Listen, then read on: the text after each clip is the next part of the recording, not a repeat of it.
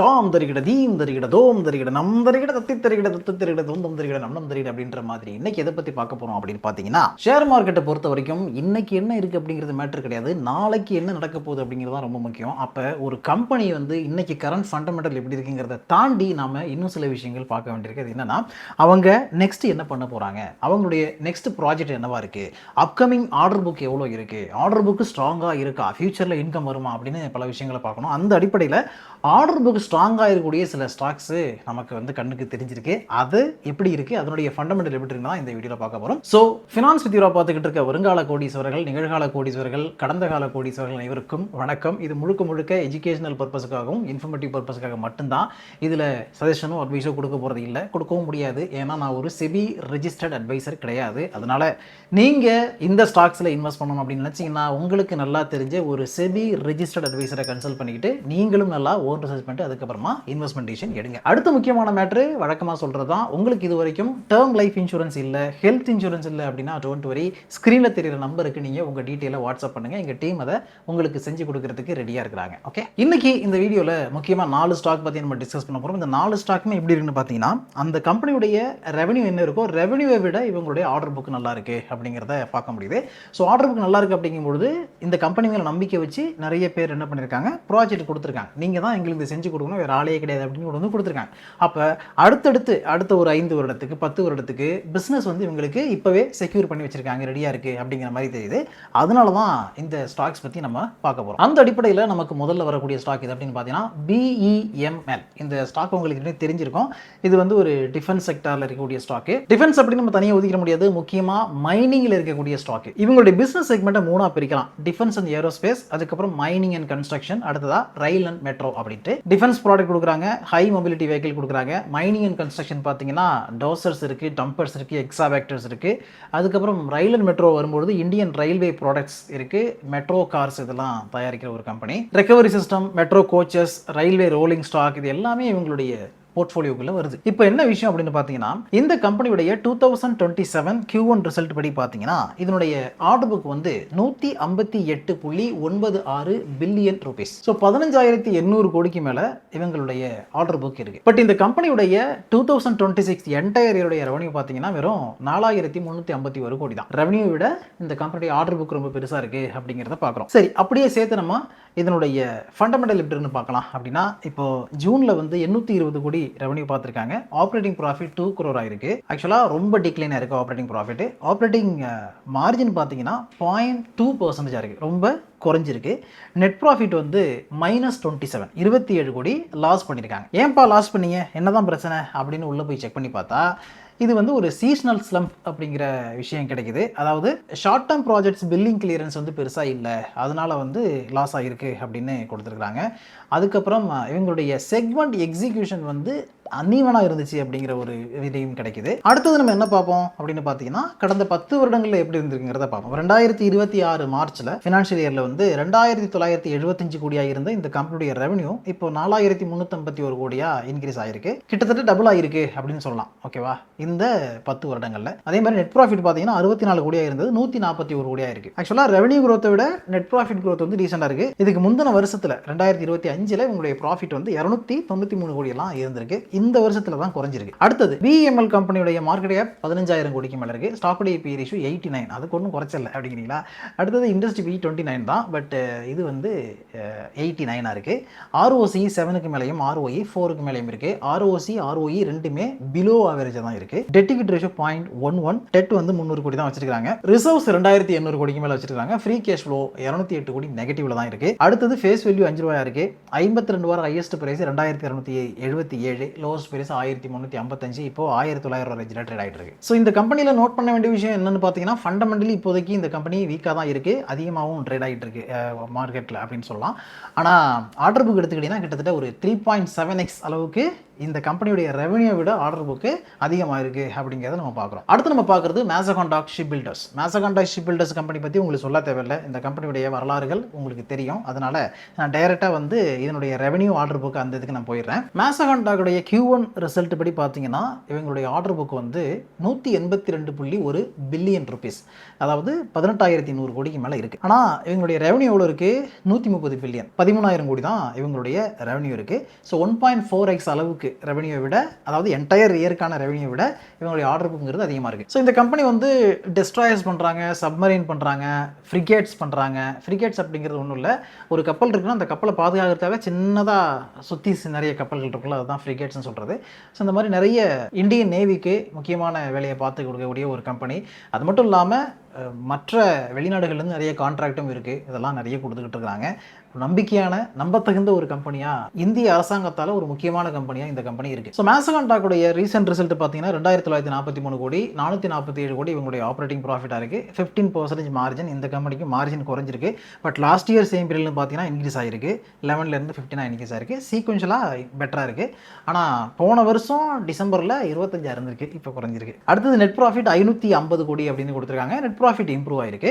இப்போது நம்ம வந்து இந்த கம்பெனியுடைய ஹிஸ்டாரிக்கல் ரிசல்ட்ஸ் எப்படி இருக்குன்னு பார்த்தீங்கன்னா 2016ல் 4,094 கோடியாக இருந்த ரெவன்யூ இப்போ 13,000 கோடியாக இன்க்ரீஸ் ஆகிருக்கு. அதுக்கப்புறம் நெட் ப்ராஃபிட் வந்து 596 கோடியிலிருந்து 2,578 கோடியாக இன்க்ரீஸ் ஆகிருக்கு. ஸோ எந்த அளவுக்கு க்ரோத் இருக்குது அப்படிங்கிறத பாருங்கள். அதாவது கன்சிஸ்டன்ஸாக இவங்க வந்து பிஸ்னஸ் பண்ணிக்கிட்டு க்ரோ ஆகிட்டே இருக்காங்க அப்படிங்கிறது தான் இது காட்டுது. அடுத்தது இந்த ஸ்டாக்குடைய மார்க்கெட் கேப் பார்த்தோம்னா 1 லட்சம் கோடிக்கு மேலே இருக்குது. ஸ்டாக்குடைய பி ரேஷியோ 36 இருக்குது. இண்டஸ்ட்ரி பி எவ்வளோ இருக்குது? ஆக்சுவலாக 51 இருக்குது. ஸோ இண்டஸ்ட்ரி பிஏ விட ஸ்டாக்கோட பி வந்து கம்மியாக ட்ரேட் ஆகிட்டு இருக்கு. அதனால தான் ஷேர் ப்ரைஸும் கொஞ்சம் கரெக்டாக இருக்குது அப்படின்னு நினைக்கிறேன். ROCE 30க்கு மேலேயும் ROE 29க்கு மேலேயும் இருக்குது. ரெண்டுமே எக்ஸலண்ட்டாக இருக்குது. அண்ட் டெட் ஈக்விட்டி ரேஷியோ 0.05, 447 கோடி தான் கடன். ரிசர்வ்ஸ் வந்து 9,500 கோடிக்கு மேலே வச்சிருக்காங்க. ஃப்ரீ கேஷ் ஃப்ளோ 2,800 கோடிக்கு மேலே நெகட்டிவ்ல தான் இருக்குது. ஃபேஸ் வேல்யூ 5 ரூபாயா இருக்குது. ஹையஸ்ட் ப்ரைஸ் 52 வாரங்களில் 3,000 ரூபாய்க்கு மேலே போயிருக்கு. லோவஸ்ட் ப்ரைஸ் 2,050 ரூபா ரேஞ்சில் இருந்திருக்கு. இப்போ பார்த்தீங்கன்னா 2,560 ரேஞ்சில் ட்ரேட் ஆகிட்டு இருக்கு. அடுத்து நம்ம பார்க்குறது கார்டன் ரீச் ஷிப் பில்டர்ஸ். இந்த மேசகான் டாக்கு அடுத்த லெவலில் இருக்கிற கம்பெனி அப்படின்னு சொல்லலாம். இவங்க வந்து இந்தியன் நேவி அண்ட் கோஸ்ட் கார்டுக்கு நிறைய கன்ஸ்ட்ரக்ஷன் வேலைகளை பண்ணுறாங்க. அதாவது நேவல் வெசல்ஸ் கன்ஸ்ட்ரக்ஷன்லாம் பண்ணிக்கிட்டு இருக்கிறாங்க. இந்த கம்பெனிலையும் கிட்டத்தட்ட ஒரு 89% இவங்களுடைய ரெவன்யூ வந்து ஷிப் பில்டிங்ல தான் வருது. அதுக்கப்புறம் என்ஜினியரிங் டிவிஷன் 1% இருக்கு அப்படின்னு சொல்றாங்க. கார்டன் ரீச் பத்தி நிறைய பேருக்கு தெரியும் அப்படிங்கிறனால நான் டீட்டெயிலாக எதுவும் சொல்லலை. ஏன்னா இந்த கம்பெனி ஒரு கப்பல் கட்டுற கம்பெனி அப்படிங்கிறது எல்லாருக்கும் தெரிஞ்சிருக்கும். ஸோ இந்த கம்பெனியில் என்ன முக்கியமான விஷயம் இப்போ கவனிக்க வேண்டியிருக்கு அப்படின்னு பார்த்தீங்கன்னா இவங்களுடைய Q1 2027 படி ஆர்டர் புக் வந்து 135.9 பில்லியன், அதாவது 13,500 கோடிக்கு மேலே இருக்குது. ஆனால் ரெவன்யூ பார்த்தீங்கன்னா 70 பில்லியன், 7,000 கோடி தான் இருக்குது. ஸோ 1.9x அளவுக்கு இந்த கம்பெனியுடைய என்டையர் 2026 ரெவன்யூ என்ன இருந்துச்சோ அதை விட 1.9x அளவுக்கு இவங்களுடைய ஆர்டர் புக் இருக்குது. அப்போ வரக்கூடிய காலங்களில் இந்த ஆர்டர் புக் எல்லாத்தையுமே இவங்க பண்ணி கொடுக்கும் பொழுது ரொம்ப பெட்டரான ஒரு ரெவன்யூ ஜென்ரேஷன் இருக்கும், ப்ராஃபிட் நல்லா க்ரோ ஆகும் அப்படிங்கிறத எதிர்பார்க்கலாம். ஸோ கார்டன் ரீச் ஷிப் பில்டர்ஸுடைய ரீசெண்ட் ரிசல்ட் எப்படி இருக்குன்னா 1,815 கோடி, 149 கோடி ஆப்ரேட்டிங் ப்ராஃபிட் இருந்திருக்கு. 8% மார்ஜின். இவங்களுக்கும் மார்ஜின் டிக்ளைன் ஆகிருக்கு. நெட் ப்ராஃபிட் வந்து 173 கோடி. ஆக்சுவலாக 173 கோடிங்கிறது லாஸ்ட் இயர் சேம் பீரியட்லேருந்து இப்போ இன்க்ரீஸ் ஆகிருக்கு. பட் சீக்வென்ஷியலி 303 கோடியிலேருந்து 173 குறைஞ்சிருக்கு. அடுத்தது டாப் லைன் பாட்டம் லைன் க்ரோத்துக்கு நம்ம போனோம்னா 2016ல் 1,657 கோடியாக இருந்த ரெவன்யூ இப்போ 7,002 கோடியாக இன்க்ரீஸ் ஆகிருக்கு. நல்ல க்ரோத் இல்லை. அடுத்தது பார்த்தீங்கன்னா நெட் ப்ராஃபிட் 164 கோடியிலேருந்து 748 கோடியாக இன்க்ரீஸ் ஆகிருக்கு. அப்போ எந்த அளவுக்கு வந்து இவங்க ஒரு இந்த வருடத்தை விட அடுத்த வருடம் பெட்டராக பண்ணணும் அப்படின்னு ஒர்க் பண்ணுறாங்கிறது இதிலிருந்து நம்ம தெரிஞ்சிக்க முடியுது. ஓகே, இப்போ நம்ம ஃபண்டமெண்டல்ஸ்க்கு வந்தோம்னா 29,000 கோடிக்கு மேலே மார்க்கெட் கேப் இருக்குது. ஸ்டாக்குடைய பி ரேஷியோ 37 அந்த ரேஞ்சில் இருக்குது. இண்டஸ்ட்ரி பிஇ 67 ஆயிருக்கு. அண்ட் ROCE பார்த்தீங்கன்னா 43க்கு மேலேயும் ROE 31க்கு மேலேயும் இருக்குது. டெட் ஈக்விட்டி ரேஷியோ 0.01 இருக்குது. இந்த காம்போ ரொம்ப நல்ல காம்போ தான். ஏன்னா ROCE ROE ரெண்டுமே வந்து எக்ஸலண்ட்டாக இருக்குது. டெட் வந்து ரொம்ப கம்மியாக இருக்குது. 37 கோடி தான் கடன். ரிசர்வ்ஸ் 2,500 கோடிக்கு மேலே வச்சுருக்காங்க. ஃப்ரீ கேஷ் ஃப்ளோ 360 கோடிக்கு மேலே நெகட்டிவில் இருக்குது. அடுத்தது 10 அப்படின்னு கொடுத்துருவாங்க. ஃபேஸ் வேல்யூ 10 ரூபாயா இருக்குது. அப்போ ஸ்ப்ளிட்டு கொடுத்தாங்கன்னா ஸ்டாக் வந்து 10 பிரியறதுக்கான வாய்ப்புகள் உண்டு. ஹையஸ்ட் ப்ரைஸ் 52 வாரங்களில் 3,300 ரூபாய்க்கு மேலே போயிருக்கு. லோவஸ்ட் ப்ரைஸ் 1,960 ரூபா ரேஞ்சுக்கு இறங்கியிருக்கு. இப்போ 2,600 ரூபா ரேஞ்சில் ட்ரேட் ஆகிட்டு இருக்கு. அடுத்தது நம்ம பார்க்குற கம்பெனி ஆஸ்ட்ரா மைக்ரோவேவ் ப்ராடக்ட் அப்படிங்கிற கம்பெனி. இந்த கம்பெனி வந்து என்ன பண்ணுறாங்கன்னு பார்த்தீங்கன்னா radio frequency and microwave system, அதாவது டிஃபென்ஸில் யூஸ் பண்ணக்கூடிய ரேடியோ ஃப்ரீக்வன்சி அண்ட் மைக்ரோவேவ் சிஸ்டத்துக்கான டிசைன் மேனுஃபேக்சரிங் இது எல்லாத்தையும் பண்ணுற கம்பெனி தான் இது. இவங்களுடைய வெப்சைட்டில் நீங்கள் போய் பார்த்தீங்கன்னா நிறைய கொடுத்துருப்பாங்க. எந்தெந்த ஏரியாவில் இவங்க இருக்காங்க ப்ராடக்ட் பார்த்தா டிஃபென்ஸ் இருக்குது, space, metrology, homeland security, systems, antenna, GNSS solution, unmanned ground vehicle, RF PCB production, இதெல்லாம் இவங்களுடைய ப்ராடக்ட்டில் இருக்குது. சர்வீஸ் வந்து EMI, EMC testing, NETR facility இந்த மாதிரி நிறைய கொடுத்துருக்காங்க.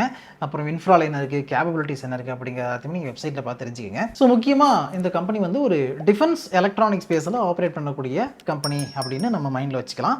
ஸோ இந்த கம்பெனியுடைய ஆர்டர் புக் எப்படி இருக்குன்னு பார்த்தீங்கன்னா, இவங்களுடைய என்டையர் 2026க்கான ரெவன்யூங்கிறது 11.6 பில்லியன், அதாவது 1160 கோடிக்கு மேலே இருக்குது 2026 உள்ள ரெவன்யூ. ஆனால் இவங்களுடைய ஆர்டர் புக் பார்த்தீங்கன்னா 28 பில்லியனுக்கு மேலே இருக்குது. 2800 கோடிக்கு மேலே இவங்களுடைய ஆர்டர் புக் இருக்குது. ஸோ 2.4x அளவுக்கு ரெவன்யூ விட ஆர்டர் புக் அதிகமாக இருக்குது அப்படிங்கிறது இந்த கம்பெனியில் நம்ம பார்க்குறோம். ஓகே, இப்போ ஆஸ்ட்ரா மைக்ரோவேவ் கம்பெனியுடைய ரிசல்ட்ஸ் எப்படி இருக்குன்னு பார்த்தீங்கன்னா 2026 ஜூனில் 177 கோடி ரெவன்யூ, அதுக்கப்புறம் ஆப்ரேட்டிங் ப்ராஃபிட் 33 crore இருக்குது. லாஸ்ட் இயர் சேம் பீரியட்ல இருந்து கொஞ்சம் குறைஞ்சிருக்கு, 41 33 குறைஞ்சிருக்கு. அண்ட் ஆப்ரேட்டிங் ப்ராஃபிட் பார்த்தீங்கன்னா 19% ஸ்லைட்டாக டிக்ளைன் ஆயிருக்கு. இப்போ சீக்வென்ஷலாக வந்து 33 19 குறைஞ்சிருக்கு. நெட் ப்ராஃபிட் எடுத்துக்கிட்டிங்கன்னா 12 கோடி 16 கோடியிலிருந்து 12 கோடியாக குறைஞ்சிருக்கு. சரி, top line bottom line growth கடந்த 10 வருடங்கள் எப்படி இருந்திருக்குன்னு பார்த்தீங்கன்னா 2016 406 கோடியாக இருந்தவங்களுடைய சேல்ஸ் வந்து இப்போ 1163 கோடியாக இன்க்ரீஸ் ஆயிருக்கு. கிட்டத்தட்ட ஒரு 3 மடங்கு கிட்ட உயர்ந்திருக்கு அப்படின்னு சொல்லலாம். நெட் ப்ராஃபிட் வந்து 56 கோடியாக இருந்தது, இப்போ வந்து 193 கோடியாக இன்க்ரீஸ் ஆயிருக்கு. ஓகே, அதுவும் அந்த மாதிரி நம்ம எடுத்துக்கலாம். இந்த ஸ்டாக்குடைய ஃபண்டமெண்டல்ஸ் எப்படி இருக்குன்னா, மார்க்கெட்டுக்கு 16,000 கோடிக்கு மேலே இருக்குது. ஓகே, பி ரேஷியோ 85க்கு மேலே இருக்குது. ஆனால் இண்டஸ்ட்ரி பி எடுத்துக்கிட்டிங்கன்னா 67 இருக்குது. ROC 20க்கு மேலேயும் ROE 16 மேலே இருக்குது, அதுவும் ஓகே. டெட் ஈக்விட்டி ரேஷியோ 0.22 இருக்குது, நோ ப்ராப்ளம். டெட் வந்து 282 கோடி தான் வச்சிருக்காங்க, இதெல்லாம் நல்லா இருக்குது. ரிசர்வ்ஸ் 1200 கோடிக்கு மேலே வச்சிருக்காங்க. ஃப்ரீ கேஷ் ஃப்ளோ 304 கோடிக்கு மேலே பாசிட்டிவாக தான் இருக்குது. அடுத்தது இந்த ஸ்டாக்குடைய ஃபேஸ் வேல்யூ 2 ரூபாயா இருக்குது. 52 வார ஹையஸ்ட் ப்ரைஸ் 1900 ரூபாய்க்கு மேலே போயிருக்கு. லோவஸ்ட் ப்ரைஸ் 830 ரூபா வரைக்கும் இறங்கியிருக்கு. இப்போ 1700 ரேஞ்சில் ட்ரேட் ஆகிட்டு இருக்கு. இதெல்லாம் ஓகே அப்படின்னு சொல்லிட்டு நம்ம வந்து ஷேர் ஹோல்டிங் பேட்டர்ன் பக்கம் போனோம் அப்படின்னா ப்ரொமோட்டர் ஹோல்டிங் வந்து 6% தான் இருக்குது. ஆனால் அப்பையிலேருந்து 2023 பார்த்தீங்கன்னா அந்த 6% அப்படிங்கிறது தான் அவங்க கண்டினியூ பண்ணிக்கிட்டு இருக்காங்க. இப்போ 2017 பார்த்தீங்கன்னா இந்த ப்ரொமோட்டர் ஹோல்டிங் 15% மேலே இருந்திருக்கு. அப்படியே படிப்படியாக அது குறைஞ்சிக்கிட்டே வந்திருக்கு. பட் எஃப்ஐஎஸ் உடைய ஹோல்டிங், டிஎஸ் உடைய ஹோல்டிங், ரிட்டைல் ஹோல்டிங்கிறது கண்ணாபண்ணான்னு இன்க்ரீஸ் ஆயிருக்கு. இன்னைக்கு நிலைமை பார்த்தீங்கன்னா ரிட்டைல் ஹோல்டிங் மட்டுமே 66% மேலே இருக்கு. டிஎஸ் உடைய ஹோல்டிங் 16க்கு மேலேயும், எஃப்ஐஎஸ் உடைய ஹோல்டிங் 10க்கு மேலேயும் இருக்கு. ஏன் இதுக்கு முன்னாடி உள்ள கம்பெனிக்கெல்லாம் நான் வந்து ஷேர் ஹோல்டிங் பேட்டர்ன் பக்கமே போடனா, அங்கே எல்லாம் ஷேர் ஹோல்டிங் பேட்டர்ன் வந்து ப்ரொமோட்டர் ஹோல்டிங் நல்லா தான் இருக்கும். ஏன்னா இதுக்கு முன்னாடி நம்ம பார்த்த 3 கம்பெனியுமே வந்து ஒரு பிஎஸ்யூ ஸ்டாக் தான். பிஎம்எல்லாம் இருக்கலாம், அதில் 50%க்கு மேலே ஷேர் ஹோல்டிங் வந்து கவர்மெண்ட் ஆஃப் இந்தியா கிட்ட தான் இருக்கு, பிரசிடென்ட் ஆஃப் இந்தியா கிட்ட தான் இருக்கு. அதுக்கப்புறம் கார்டன் ட்ரீஸாக இருக்கட்டும், மேசகண்டாக இருக்கட்டும், ரெண்டுமே வந்து 70-80% மேலே அவங்க தான் வச்சிருப்பாங்க. அதனால அந்த பிரச்சனை இல்லை.